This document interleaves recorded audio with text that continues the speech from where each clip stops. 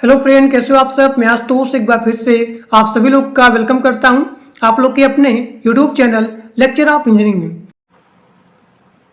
तो आज हम कंप्लीट करने वाले हैं ऑब्जेक्ट ओरिएंटेड प्रोग्रामिंग यूनिट 4 और ये आपका है पार्ट नंबर 2 लेक्चर और आपका पूरा यूनिट 4 इसी लेक्चर में कंप्लीट हो जाएगा।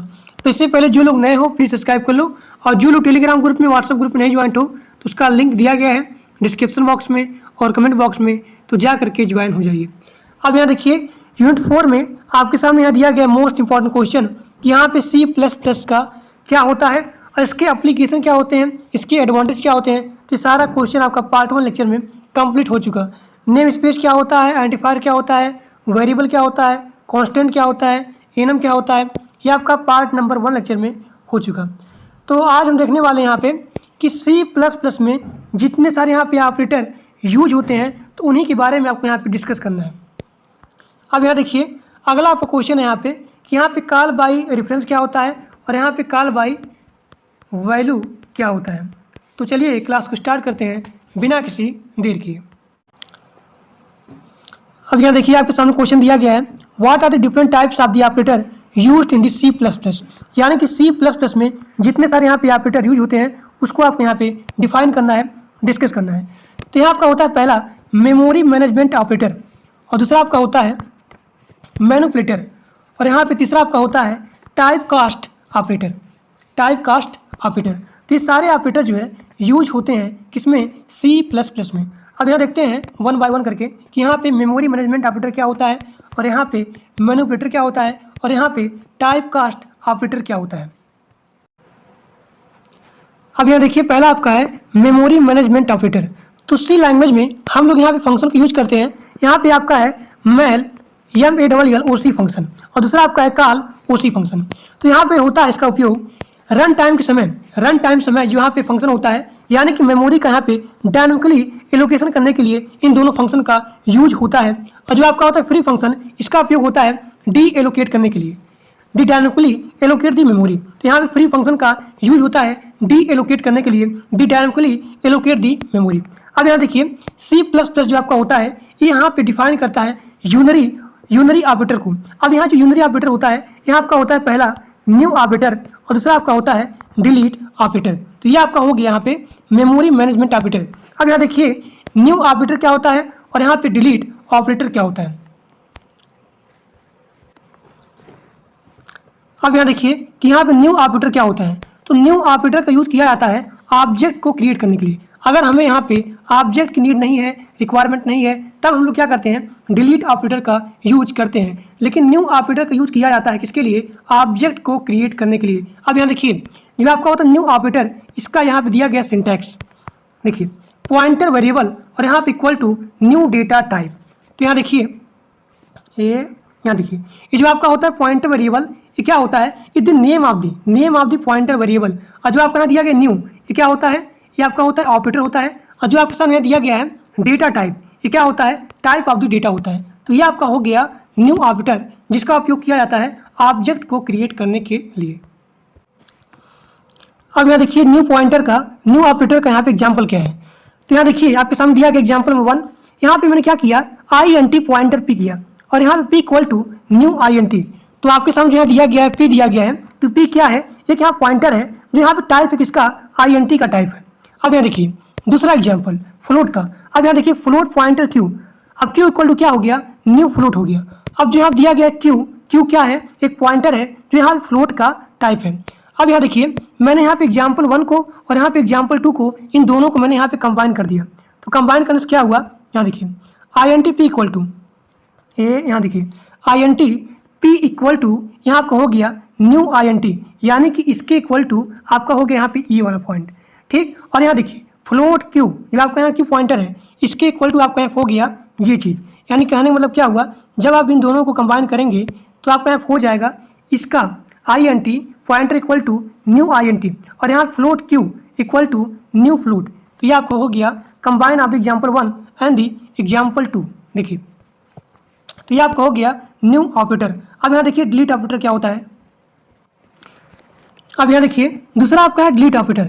तो इसका उपयोग किया जाता है ऑब्जेक्ट को डिलीट करने के लिए, यानी कि डिलीट ऑपरेटर का यूज किया जाता है ऑब्जेक्ट को डिलीट करने के लिए जब हमें यहाँ पे किसी ऑब्जेक्ट यहाँ पे नीड नहीं है तब यहाँ पे यूज किया जाता है डिलीट ऑपरेटर का। यानी कि when memory is no longer required, यानी कि अगर मुझे मान लीजिए यहाँ की मेमोरी है, इसको यहाँ पे रिक्वायर्ड नहीं है, अगर हमें ऑब्जेक्ट की रिक्वायर्ड नहीं है तब हम लोग यहाँ पे यूज करते हैं डिलीट ऑपरेटर का। अब यहाँ देखिए इसका सिंटैक्स डिलीट पॉइंटर वेरिएबल। अब जो आपके सामने यहाँ दिया गया डिलीट, ये क्या है? ऑपरेटर है। और यहाँ देखिए जो आपके सामने यहाँ दिया गया पॉइंटर वेरिएबल, ये क्या होता है? Is the name of the pointer variable. तो यहाँ पे जो आपका होता है डिलीट ऑपरेटर, इसका उपयोग किया जाता है ऑब्जेक्ट को डिलीट करने के लिए। यदि हमें उसका रिक्वायरमेंट नहीं होती है then we use delete operator. अब आगे देखिए, अब यहाँ देखिए C++ का यहाँ पे अगला ऑपरेटर है, उसका नाम है मैनिपुलेटर। तो मैनिपुलेटर का उपयोग किया जाता है डेटा के फॉर्मेट को डिस्प्ले करने के लिए, डेटा के फॉर्मेट को डिस्प्ले करने के लिए। और इसका उपयोग किया जाता है, देखिए मैनिपुलेटर क्या होता है, एक यहाँ पे ऐसा स्पेशल फंक्शन होता है जिसका उपयोग किया जाता है इनपुट आउटपुट, यानी कि डेटा के इनपुट आउटपुट के कैरेक्टरिस्टिक्स को यहाँ पे चेंज करना या फिर मॉडिफिकेशन करना, तो उसे बोला जाता है मैनिपुलेटर। ठीक, अब यहाँ देखिए मैनिपुलेटर में आपको यूज होते हैं, जैसे कि आपके यहाँ हो गया इंड यल हो गया, सेट डब्ल्यू हो गया और यहाँ पे सेट बेस हो गया। तो यहाँ पे मैनिपुलेटर क्या होता है, इसका उपयोग किया जाता है डेटा के फॉर्मेट को डिस्प्ले करने के लिए और यहाँ पे इनपुट आउटपुट के कैरेक्टरिस्टिक्स को यहाँ पे चेंज करने के लिए या फिर मॉडिफिकेशन करने के लिए, तो उसे ही बोला जाता है, उस ऑपरेटर को बोला जाता है मैनिपुलेटर। अब यहाँ देखिए कि यहाँ पे इंड यल क्या होता है, इंड यल का उपयोग किया जाता है यहाँ पे न्यू लाइन को जनरेट करने के लिए। ये क्या होता है, ये जो है मैनिपुलेटर का आउटपुट होता है जिसका उपयोग किया जाता है न्यू लाइन को जनरेट करने के लिए। ये आपका होता है इस टाइप से, यानी कि एन पर आपका हो जाएगा न्यू लाइन, यानी कि न्यू लाइन या फिर नेक्स्ट लाइन को जनरेट करने के लिए यहाँ पे यूज होता है इंड यल का। अब आगे देखिए,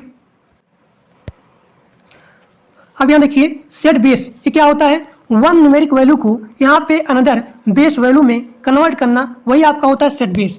अब यहाँ देखिए सेट डब्ल्यू का उपयोग किया जाता है यहाँ पे जो आपका मिनिमम नंबर होता है, इस मिनिमम नंबर को यहाँ पे स्पेसिफाई करने के लिए यहाँ पे यूज होता है किसका, सेट डब्ल्यू का।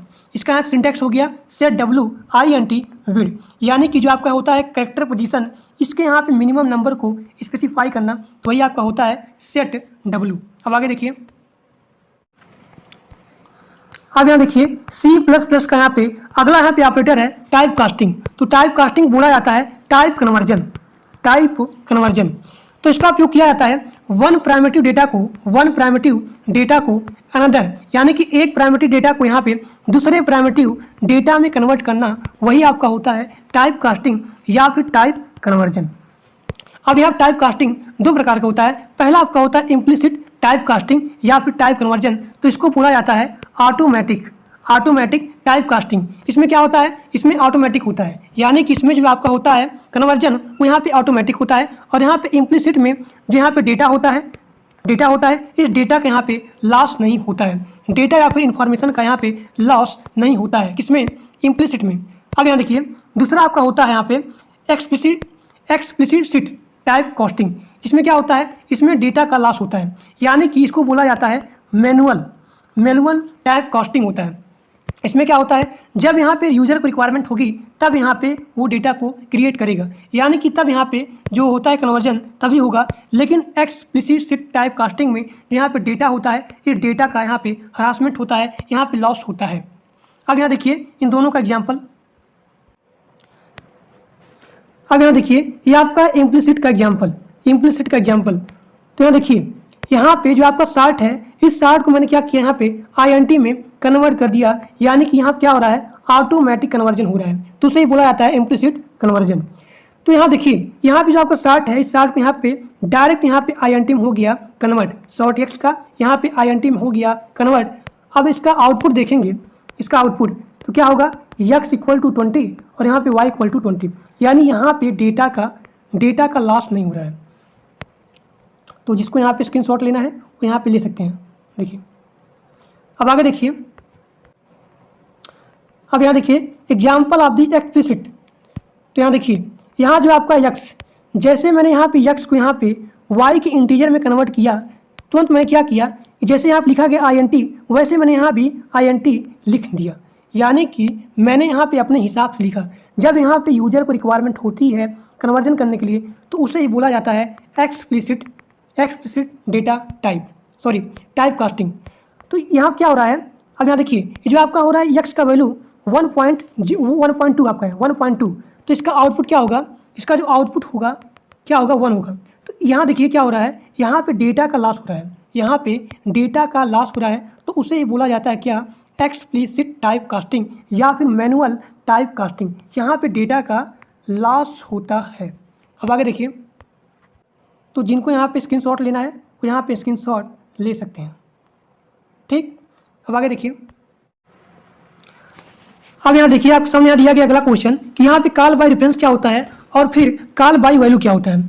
अब यहाँ देखिए कॉल बाय रेफरेंस क्या होता है, तो इसमें आपका होता है एक्चुअल और यहाँ पे फॉर्मल पैरामीटर होता है। कॉल बाय रेफरेंस में एक्चुअल और फिर फॉर्मल पैरामीटर होता है जो यहाँ पे रिफर करता है सेम मेमोरी लोकेशन को, यानी कि कॉल बाय रेफरेंस ये जो रिफर करता है सेम मेमोरी लोकेशन को। जब हम लोग यहाँ पे फॉर्मल पैरामीटर में यहाँ पे चेंजिंग करते हैं तो ऑटोमेटिक यहाँ पे एक्चुअल पैरामीटर में भी चेंजिंग हो जाएगी, यानी कि जब हम लोग यहाँ पे फॉर्मल पैरामीटर में चेंजिंग करते हैं तो ऑटोमेटिक यहाँ पे एक्चुअल पैरामीटर में चेंजिंग हो जाती है, तो उसे बोला जाता है क्या, कॉल बाय रेफरेंस बोला जाता है। अब इसका एग्जाम्पल लिखिए, अब यहाँ देखिए कॉल बाय रेफरेंस का एग्जाम्पल, तो मैंने यहाँ लिखा INT = 10 और यहाँ B = 20 लिखा, और मैंने यहाँ क्या किया, फंक्शन, इस फंक्शन में मैंने यहाँ पे A को और यहाँ पे B को डिफाइन किया, यानी कि यहाँ पे मैं लिया पैरामीटर A को और B को।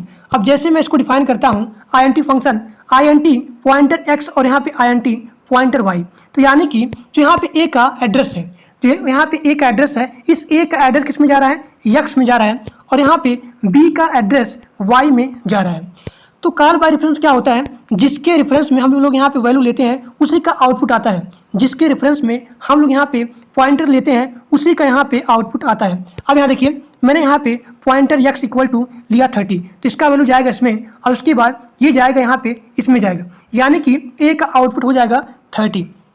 अब यहाँ देखिए पॉइंटर Y = यहाँ पे 50 हो जाएगा। अब ये चीज़ यहाँ पे जाएगा, अब इसके जाने के बाद ये चीज़ यहाँ पे जाएगा, यानी कि जो आपका दिया गया है B, इस B का यहाँ पे आउटपुट हो जाएगा 50, यानी कि जिसके रेफरेंस में हम लोग यहाँ पे वैल्यू या फिर पॉइंटर लेते हैं, डिफाइन करते हैं, उसी का आउटपुट आता है।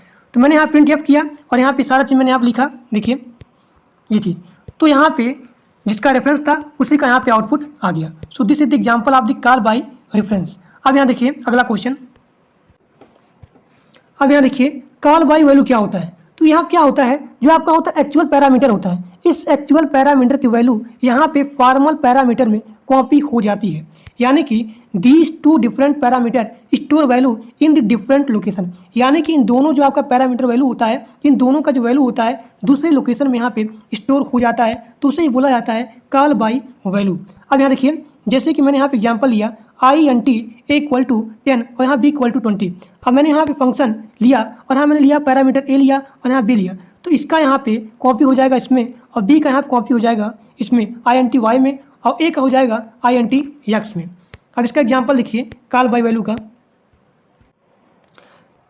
अब यहाँ देखिए कॉल बाय वैल्यू का एग्जाम्पल, कॉल बाय वैल्यू का एग्जाम्पल, तो यहाँ आपका फंक्शन पैरामीटर A है B है, तो इसका जो पैरामीटर यहाँ पे है A है, इसका यहाँ हो जाएगा कॉपी इसमें हो जाएगा और इसका हो जाएगा यहाँ पे कॉपी INT Y में।